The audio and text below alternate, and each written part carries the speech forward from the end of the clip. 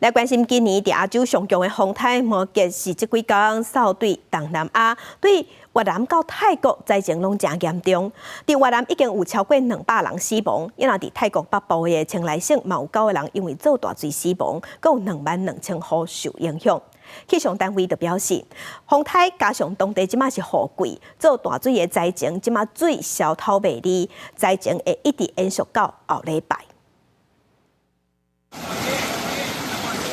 画面上会当看到泰国北部的清莱水淹加成年人的大腿，当时阁真错漏。救援单位一面出动救生艇协助灾民撤离，一面爱讲所有保持本身的安全，因为当地目前拄啊是雨季，降雨量本来就有较济。过去拄到会当讲今年亚洲上强的摩羯风台过来搅局，灾区民众修炼煞几天，拢提心吊胆。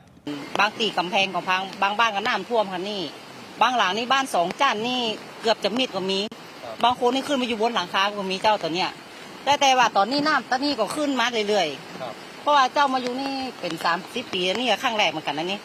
摩羯风台为越南登陆中南半岛了后，一路向西扫过去，使各地有真大的降雨量。越南北部上大红河水位来到20年的最高纪录，严重威胁沿岸较低所在地区的民众。同时，大水河阁引起土石流，造成人员的伤亡。目前越南全国累计罹难的人数已经超过200人。另外，伫半海地球外的奈及利亚东北部的大城叫做麦杜古里，虽然无拄到风台大水雨，却因为河川的源头水坝崩爆，造成水灾，规个城市有40%河淹去。救援单位的统计指出，罹难人数超过30人以上，另外有41万外的居民被迫撤离。麦杜古里四周围的地区，当年去拄到伊斯兰国等恐怖组织的侵扰，即马过去拄到水灾灾情，会当讲是无米阁兼论过。